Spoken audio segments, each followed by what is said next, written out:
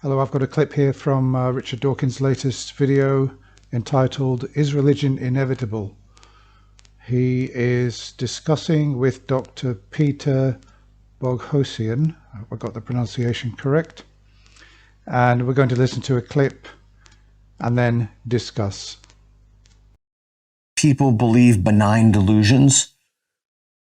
I mean, in an ideal world, people would proportion their confidence in the belief to the evidence they have for the belief. But humanity is sloppy and messy. And the thing that I've been thinking about recently is, if it's true that there are degrees of delusion, and if it's true, and I don't know if it's true, that there's a substitution hypothesis, then should rational people step out of the way or not encourage people to believe things that are false? Because I would never do that, and I think that's grossly unethical. But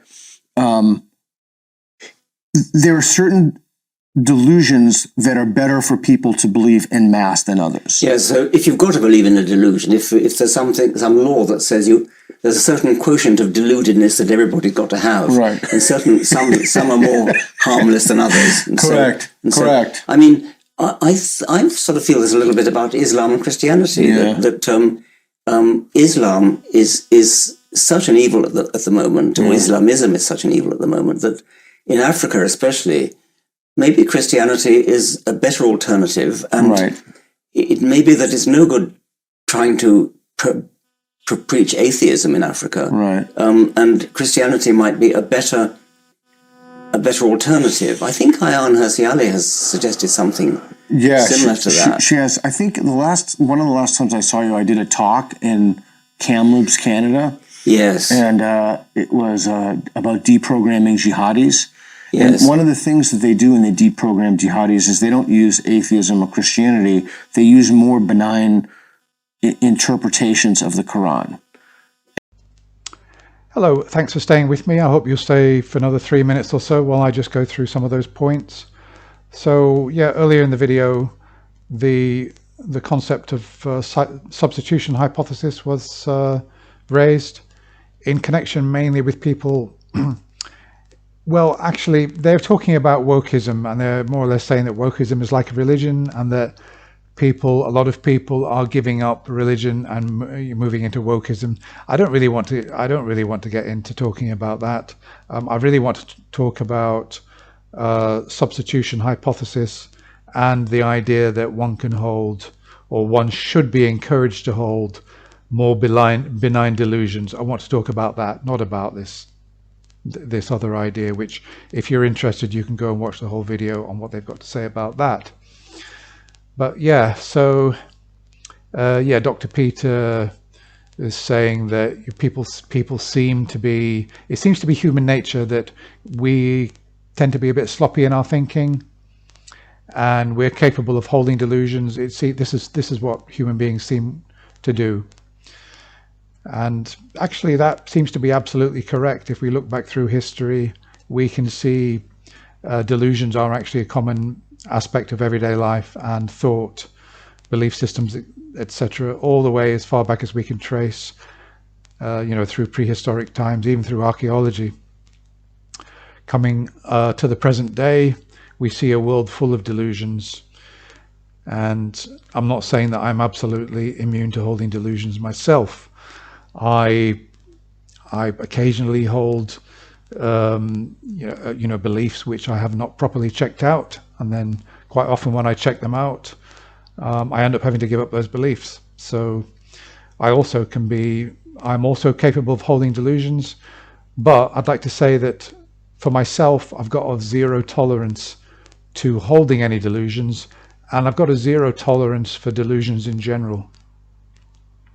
So I know people who hold delusions, and I don't tend to comment on them unless they want my comments, and then I'll give my comments, and I will usually say, well, what evidence have you got for your beliefs? Why do you hold that belief? And if they can't justify it, I might well say, well, that sounds like a belief you can't back up. It sounds to me like a delusion. So no, I've got zero tolerance to delusions. The idea put forward by Dr. Peter, or at least describing what's going on with de-radicalization of extremist Muslims, that they're being weaned off extreme Islam and being substituted with another interpretation of Islam, which is thought to be more benign, more moderate form of Islam. If that's working, and there are fewer dangerous Muslims in the world, then I suppose it has to be a good thing. And if that's the only way that people can be brought off holding extreme religious views, jihadist views, then I suppose I couldn't say that I'm against it. The only thing I would be against in principle is the idea of validating delusions. And I suppose my worry would be is based on the slippery slope argument that if you validate anybody's delusion at all, no matter how harmless, then it could reinforce a delusion which could have a knock-on effect, the slippery slope. I'm not saying that's for certain. It could vary from person to person because people could compartmentalize, or it may well be that this program works and that once people are weaned off extreme Islam onto more moderate Islam, that it sticks and that there's no slippery slope. My only fear is that by validating the delusion and validating the religion by offering them another interpretation, is that they get stuck permanently in Islam, which might not really be such a good thing. And it may well be that feeling bolder about the truth of Islam because it's been validated by, say, an authority figure in this de-radicalization program, is that they end up back where they started, propelled back there by, or let's not say propelled, that's the wrong word, dragged back there by the same forces which brought them there in the first place. But I can see that for a radical Muslim, getting them to atheism at the first stage would probably be very, very difficult.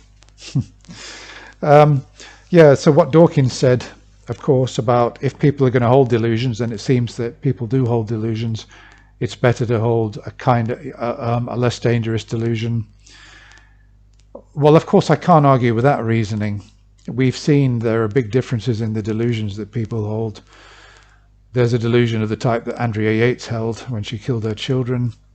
And then there are the kind of delusions that a friend of mine holds, claiming that the aliens built the pyramids. Well, I know, obviously, which delusion is more dangerous. It's quite demonstrable.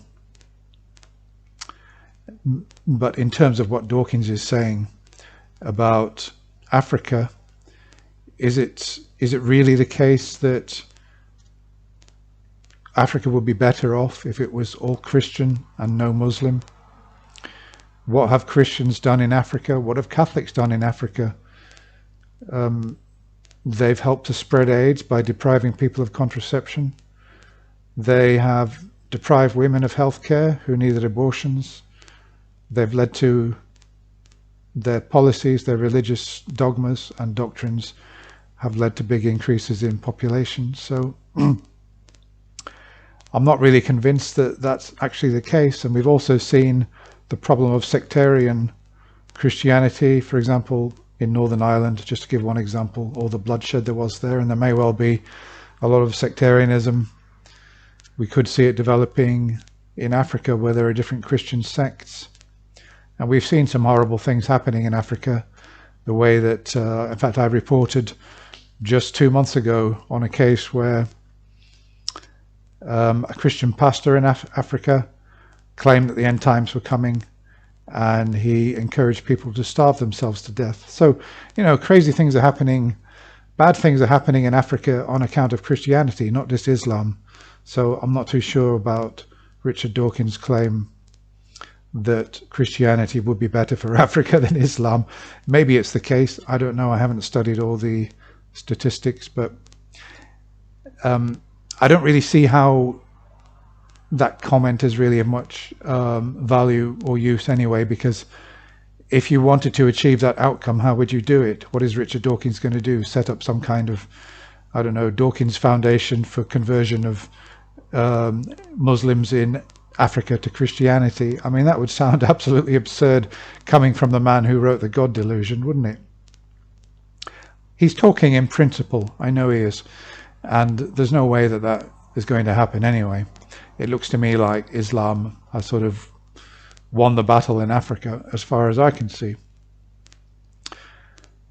So, and I guess that Dawkins would probably agree with me that we should ideally have a zero tolerance to